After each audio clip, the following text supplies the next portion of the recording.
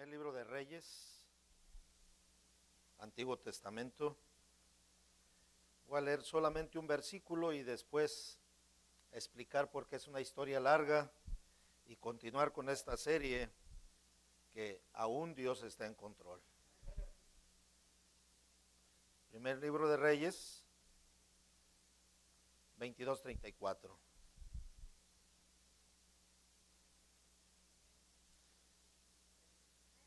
Y porque yo sé que tardan mucho en encontrar la cita, todos los domingos está en el boletín, así es que adelántense y búsquenlo ya. Amén. Miren lo que dice. Y un hombre disparó su arco ¿a la qué? A la aventura, al azar, pudiera decir. Hirió al rey de Israel por entre las junturas de la armadura.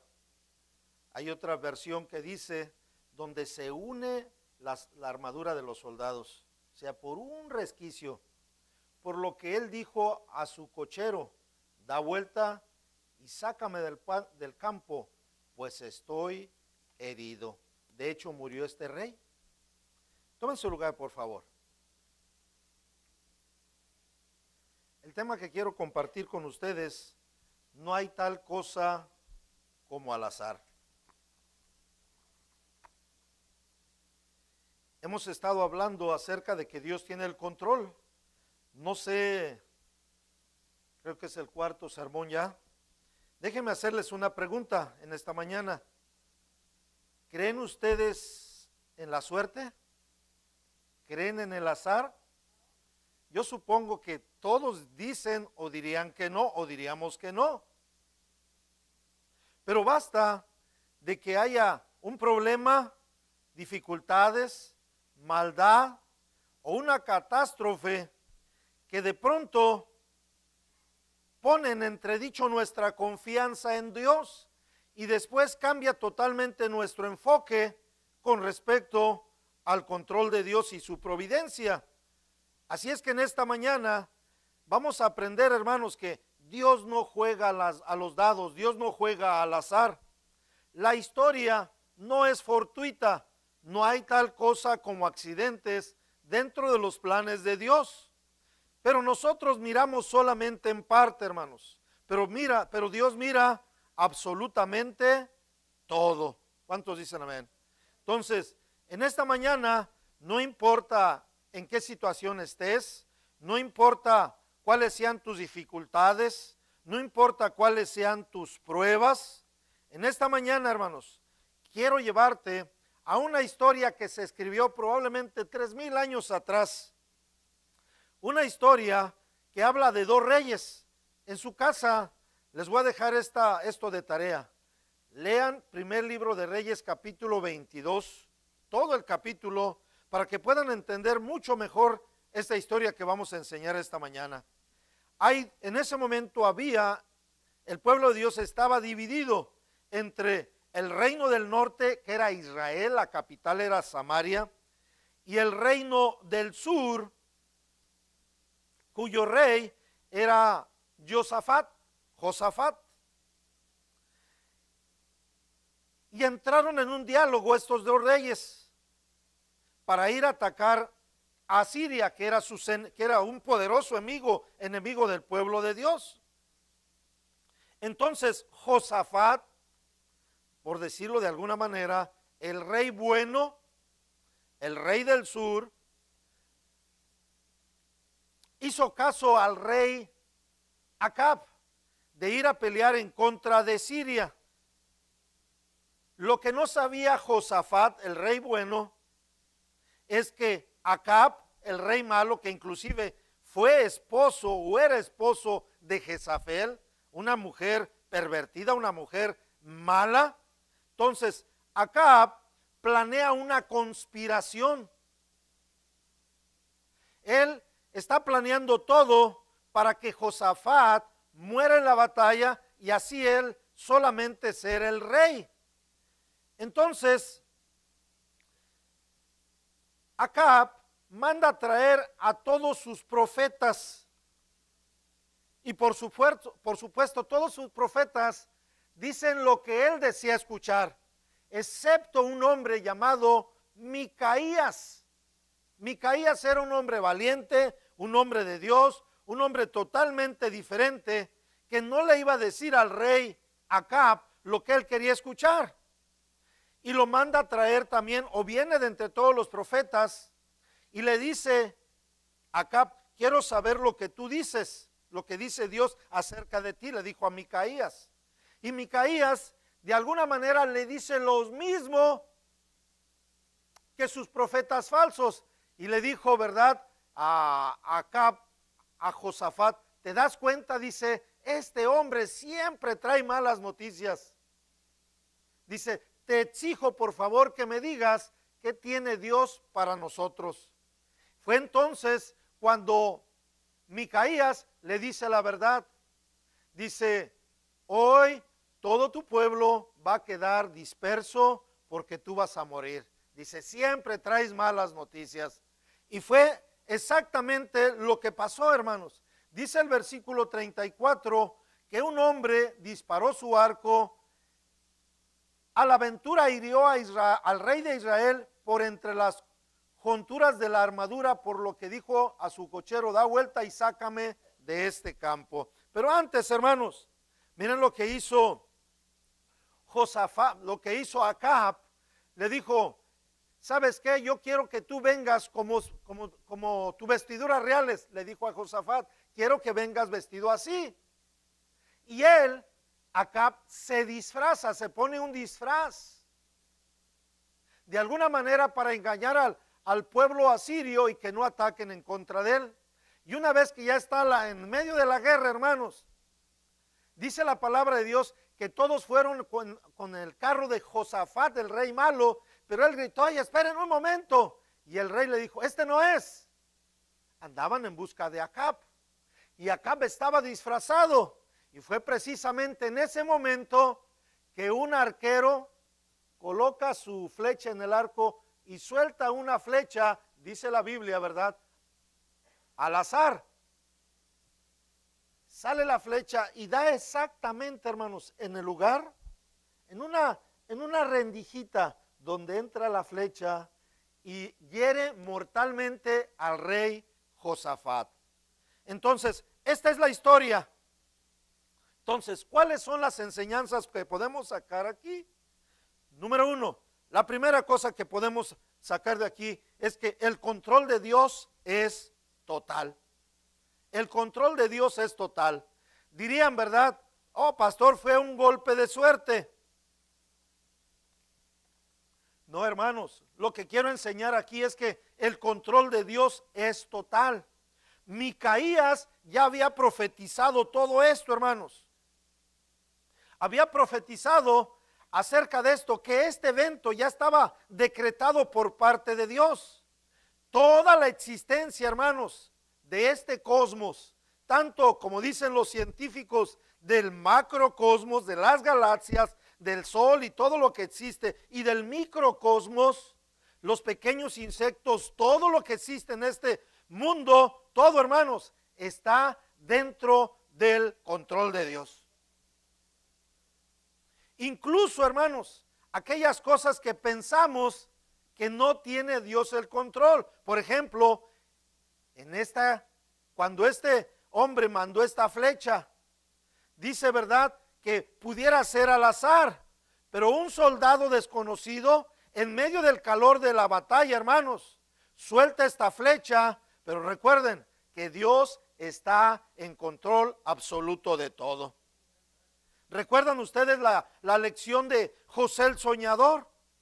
Cuando sabíamos, que hemos estudiado, que sus hermanos lo vendieron y fue a parar a Egipto como esclavo, y al final viene una gran hambre en la tierra, por supuesto, todo producido o bajo el orden de Dios. Todo en el orden de Dios. ¿Cuántos dicen amén? Entonces, José se convierte en el hombre más poderoso de la tierra como resultado de que había interpretado el sueño de Faraón. Después voy a entrar ahí en la vida de José. ¿Quién creen que puso ese sueño en la vida de Faraón? Dios. Y José es levantado, es traído para que interprete el sueño de Faraón. Y cuando le interpreta es cuando Dios le dijo a José, tú eres ese hombre, tú vas a ser el hombre, mi mano derecha. Y se convierte en el hombre más poderoso de la tierra, José. Fue cuando viene su familia y hay este encuentro y les dijo José a ellos, ustedes pensaron hacerme para mal, todo esto para mal, pero Dios lo convirtió en bendición. Todo está en el control de Dios, hermanos. ¿Cuántos dicen amén? Entonces, miramos aquí que la grandeza, hermanos, se mira a través de nuestras actitudes. Dos, la segunda lección es que Dios es soberano. Otra vez, que todo está bajo su control. Entonces, miramos aquí otra vez que inclusive, hermanos, las situaciones pecaminosas de los hombres y de las mujeres están bajo la soberanía de Dios. Y Acab, aunque el rey Acab, aunque venía disfrazado y pretendía engañar a los agresores, ¿verdad?, al ejército de Siria y engañar a Josafat, el rey bueno, miramos que esta perversa trama que planeó Acab, todo estaba dentro de los planes soberanos de Dios, hermanos. Incluso las cosas malvadas no pueden frustrar los planes de Dios.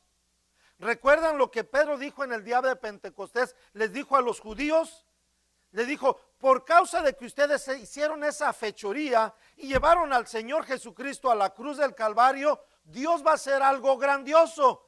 Y así sucedió, hermanos. Nuestro Señor Jesucristo se levantó de entre los muertos. Por eso la Biblia dice que, y sabemos que a los que aman a Dios, ¿qué dice la Biblia? Todas las cosas les ayudan a bien. ¿Cuántas? No una, no dos, dice todas las cosas, inclusive aquellas cosas malas, ¿verdad? Aquellas cosas que los enemigos intentan en contra de nosotros. Entonces, déjame hacerte esta pregunta. ¿Cómo te va esta mañana? ¿Cómo te sientes? ¿Cuál es la situación tuya en esta mañana con respecto a Dios? Dice la Biblia que todas las cosas ayudan para bien. Recuerden, hemos estado estudiando tanto a Job, tanto a José como a Job.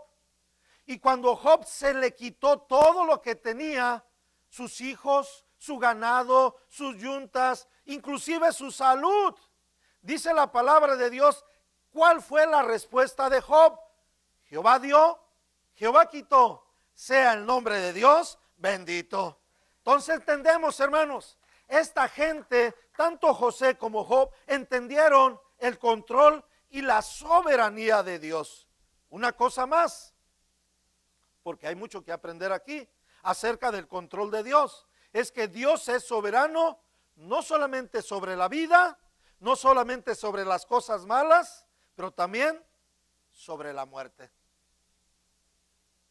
Dice la Biblia, hermanos, que Acab estaba planeando la muerte de Josafat, que él fuera asesinado, pero Dios ya había decretado que no era Josafat el que iba a morir, aunque venía con vestiduras reales. Hagan de cuenta que Josafat, al venir vestido de rey, casi les estaba diciendo a los asirios, hey, dispárenme, aquí estoy. Pero como el decreto de Dios, el control de Dios, no era que Josafat muriera, sino Acab, por una flecha, ¿verdad?, aparentemente fortuita, dice la Biblia que Acab murió asesinado en aquel día. ¿Quién ganó? Por supuesto Dios. Y Acab, este rey malvado, estaba muerto. Todo entra dentro de la providencia de Dios, hermanos. Todo entra dentro del control y los decretos de Dios, todo.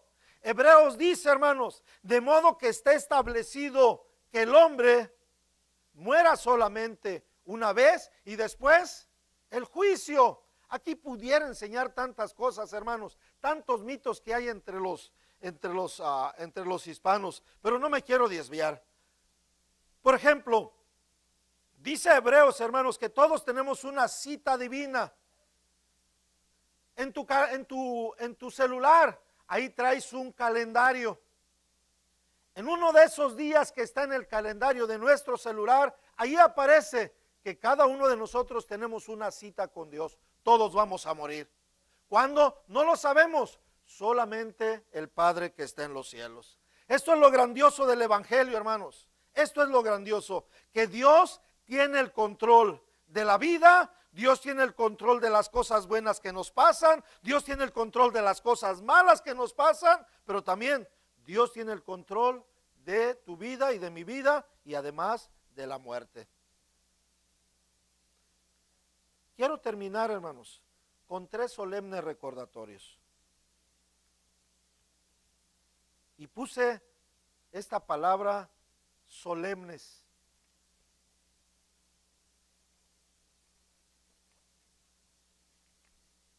Esperando que a través de esta palabra pastoral que Dios trajo para nosotros, nosotros podamos cambiar. Número 1, en primer lugar, vamos a hablar en la región de la ansiedad. Y lo que quiero que entendamos en esta mañana, hermanos, es que Dios tiene todo bajo control.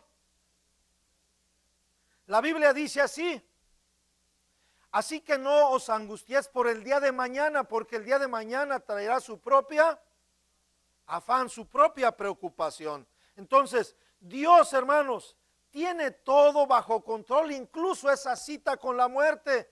Por lo tanto, no debemos de estar ansiosos ni angustiados. Por eso la Biblia dice: por nada estéis afanosos, afanados. Nosotros, hermanos, escúchenme esto. El miedo es simplemente una versión madura de la preocupación, el miedo que tenemos a la muerte. Si tú haces un inventario de lo que te preocupó el año pasado, que no me voy a ir tanto, lo que te preocupó el mes pasado, es más, no me voy a ir muy largo, que lo que te preocupó la semana pasada, ¿cuántas de las cosas que nos preocupó la semana pasada, cuántas sucedieron? Probablemente ninguna. Probablemente ninguna. ¿Y cuántas cosas, hermanos, y cuántas ocasiones nos hemos preocupado al respecto? Y lo que Dios quiere a través de este sermón es que nosotros debemos de dejar de preocuparnos por el día de mañana. ¿Por qué? Porque el día de mañana va a traer sus propios afanes y nadie tiene garantizado el día de mañana. Entonces, miramos aquí que hay una diferencia crucial entre el control de Dios y la suerte, y la clave es el carácter personal de Dios, que Dios tiene todo bajo control. No hay cosas, hermanos, que entren al azar. La segunda cosa que quiero enseñar aquí, dentro de esto, hermanos, acerca, número dos, que la paciencia de Dios tiene un límite y nadie sabe hasta dónde llegará. El molino de Dios, hermanos, trabaja despacio. Él es paciente, dice la palabra de Dios, y muele con mucha paciencia a Dios todo lo que sucede en esta vida, porque la Biblia dice que Dios es paciente y grande en misericordia. Y Él espera, hermanos, Dios está esperando que escuchemos su voz, pero no solamente que lo escuchemos, sino que obedezcamos, para que hagamos cambios en nuestra vida. Muchas personas tienen el Jesús en la boca, a través de los problemas, a través de las dificultades, pero no hacemos absolutamente nada. Y la paciencia de Dios, hermanos, es grande. Inclusive yo podría decir que es frustrante, porque aunque continúen las cosas malas de la vida y quizá nosotros tengamos ese pensamiento también, hermanos, un día va a llegar a ese momento. Miren lo que dice Eclesiastés. Escuchen solamente, dice: cuando la sentencia contra la mala obra no se ejecuta enseguida, el corazón de los hijos del hombre queda más predispuesto para hacer el mal. Esto es Eclesiastés. Se los voy a leer. Dios habla hoy. Me gustó esta versión. Dice así, miren. Eclesiastés 8:11. Dice así.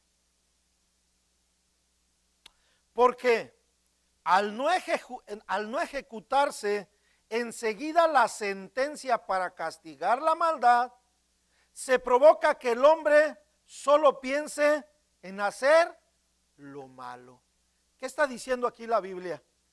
Muchas veces nosotros, el ser humano, pensamos que porque Dios no ha ejecutado juicio sobre nosotros, sobre nuestras maldades, ¿verdad? Entonces pensamos que Dios no va a hacer nada. No nos equivocamos, hermanos. La revelación es clara. Y muchas veces nosotros justificamos nuestra conducta porque Dios no castiga inmediatamente nuestro pecado. Ahora bien, usted y yo debemos de saber en esta mañana que la paciencia de Dios tiene un límite.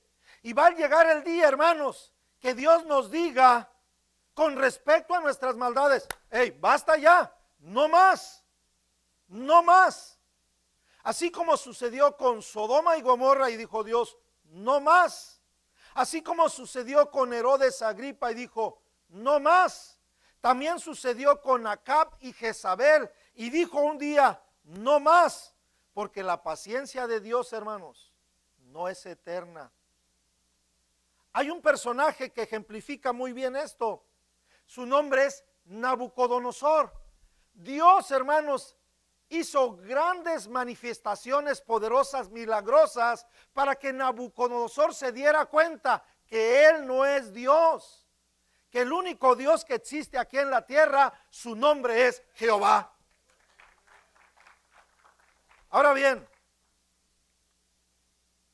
vayan a Daniel. Este sí quiero que lo busquen, por favor. Daniel capítulo 4, rápidamente, por favor. Daniel capítulo 4. Versículo 34.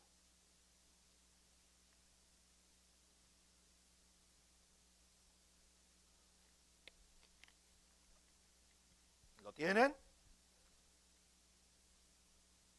Dice así. Se los leo.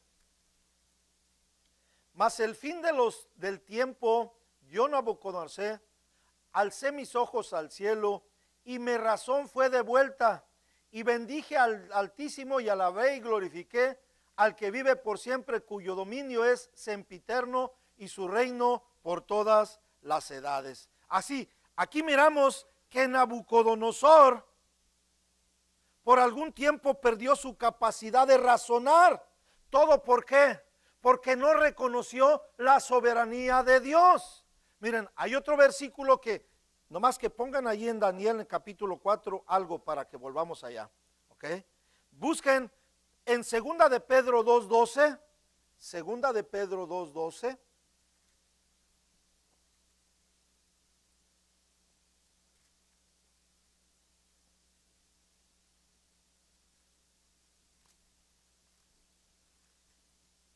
¿Lo tienen? Miren lo que dice. Segunda de Pedro 2:12. Dice, pero estos, hablando mal de las cosas que ¿qué? Que no entienden. ¿Cómo qué? Como animales irracionales. Así se convirtió Nabucodonosor. Dios lo convirtió así, en un animal irracional. Nacidos para presa y destrucción, perecerán en su propia perdición. Miren lo que dice aquí, hermanos. Nabucodonosor perdió su capacidad de razonar, y de acuerdo a segunda de Pedro, ¿verdad? Muchas personas hablan mal porque no entienden y piensan, dice la Biblia, como animales irracionales, y rehúsen a reconocer, hermanos, que el planeta Tierra, que todas nuestras vidas, las cosas buenas y las cosas malas y todo lo que sucede en esta vida está regido por un Dios, y su nombre es Jehová de los ejércitos. Entonces, Dice la Biblia, ¿verdad?, que Nabucodonosor perdió su capacidad de razonar. Pero hay algo más que pasó en la vida de Nabucodonosor. Miren 4:27, Daniel 4:27. Dice así, y se los leo. Dice así: por tanto, rey, acepta mi consejo.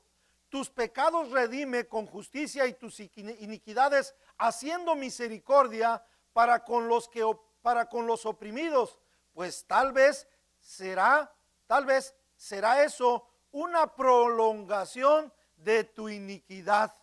Y luego continúa.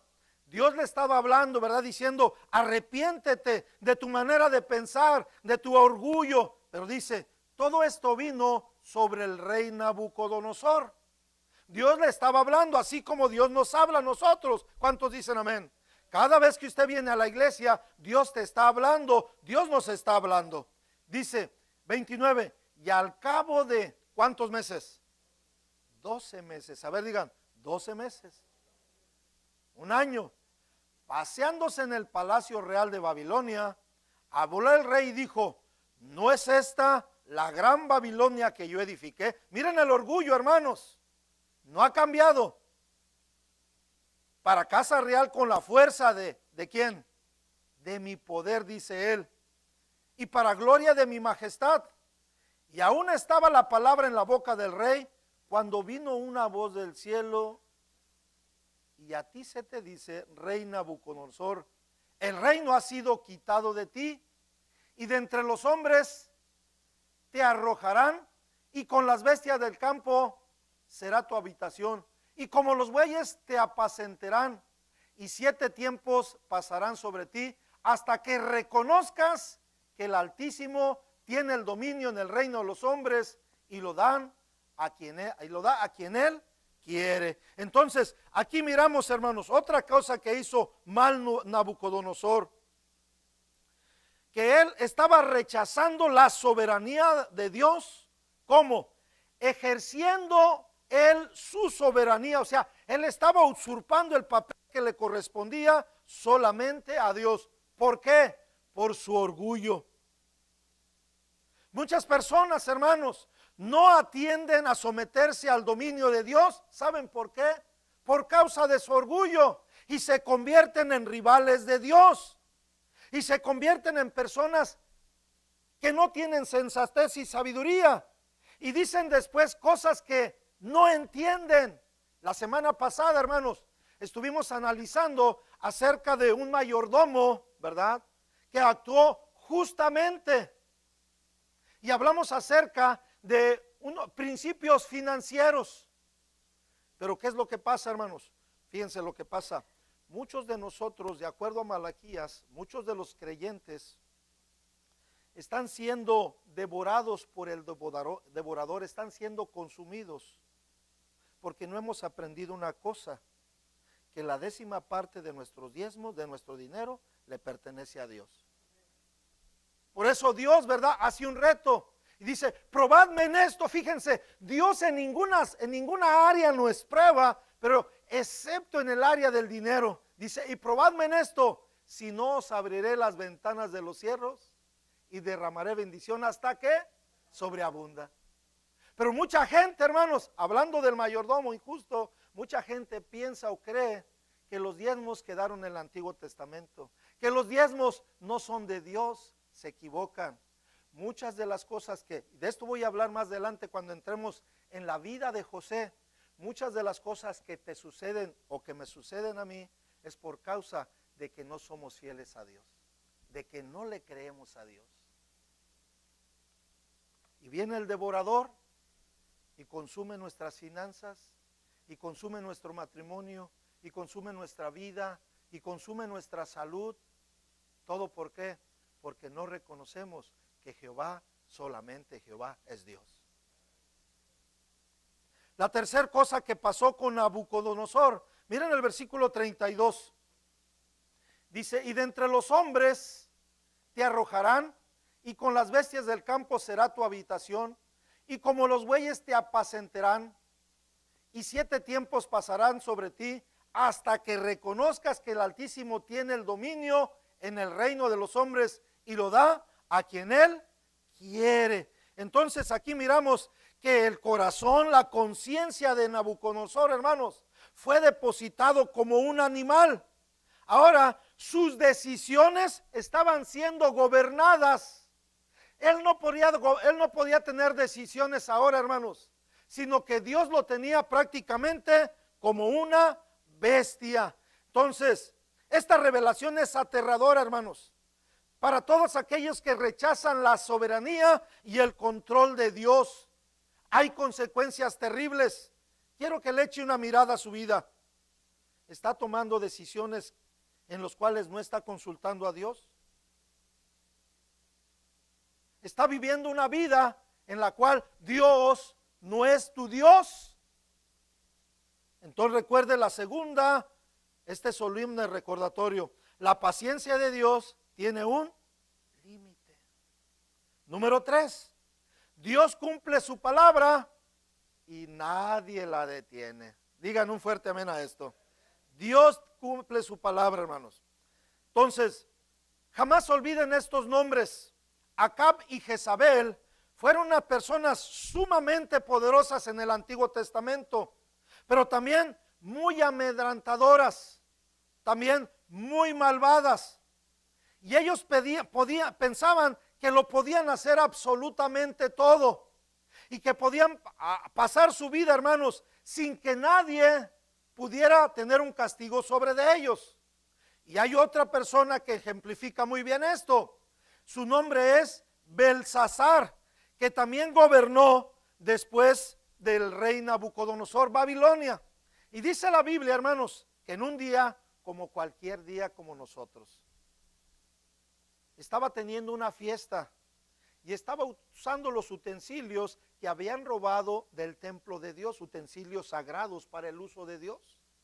Y dice que emborrachándose, de pronto él miró una mano que escribió Mené Tekel Uparsin. ¿Qué significa eso? Que esta misma noche vienen a robar tu reino, vienen a quitar tu reino. Entonces, en esa misma noche Belsasar fue condenado y no pudo hacer nada para detener el juicio de Dios. Escuche esto, por favor, hermano. Si usted es un hijo de Dios, escuche esto. Nadie lo puede expulsar de la familia de Dios. Usted es un hijo de Dios. Pero una cosa sí puede pasar. Que si usted tergiversa la verdad, que si usted no obedece a Dios, Dios, hermano, tarde que temprano, otra vez, la paciencia de Dios no es eterna. Tarde que temprano, Él va a hacer un alto a tus acciones. ¿Y sabes por qué? Porque si eres un hijo de Dios, dice la Biblia, que al que ama, Dios lo disciplina. Entonces va a aplicar una severa disciplina. Va a tener acciones para cada uno de nosotros. Recuerden a la iglesia carnal de Corinto, ¿qué pasó con ellos? A muchas personas les quitó las fuerzas, a otros les quitó la salud. Inclusive algunos murieron por esa vida tan carnal que llevaban. Y nosotros los seres humanos tenemos esta tendencia, hermanos, de compararnos. Y uno dice, bueno, es que yo no soy tan malo como los corintios, es que yo no soy tan malo como Acab, es que yo no soy tan malo como Jezabel. Pero para Dios, hermanos, no hay excusa. Y uno, ¿verdad?, está retardando su entrega a Dios y para la próxima semana y para el siguiente año. Y hasta que suceda esto, entonces voy a hacer esto. Hasta que mis hijos se gradúen, entonces voy a entregar mi vida. Hasta que suceda aquello, entonces voy a entregar mi vida, voy a consagrarla. ¿Saben qué, hermanos? Una de las herramientas más afiladas de Satanás es la espera. Y muchos creyentes están esperando que no sé qué. Entonces, Dios es bueno, hermanos, pero también es justo. Y un día dentro de esa justicia va a haber una manera en que tú ni yo, si estamos lejos del Señor, no vamos a escapar a la disciplina del Señor. Va a llegar el día en que diga a Dios, ya basta.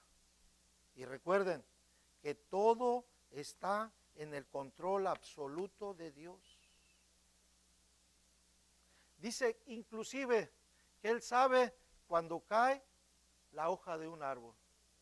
Él dice inclusive que sabe el número de nuestros cabellos, hermanos. Estoy diciendo que Dios tiene todo el control. Y lo mejor que pudiéramos hacer nosotros es rendirnos a la voluntad perfecta y santa de Dios. ¿Qué es lo que te está diciendo el Espíritu Santo en esta mañana? La Biblia dice que el que tiene oídos para oír, oiga. El Espíritu Santo es el que convierte esta palabra, la palabra de Dios, en tu palabra. Porque esta palabra está diseñada para cada uno de nosotros. ¿Qué te dice el Espíritu Santo a ti? Cierre sus ojos, por favor.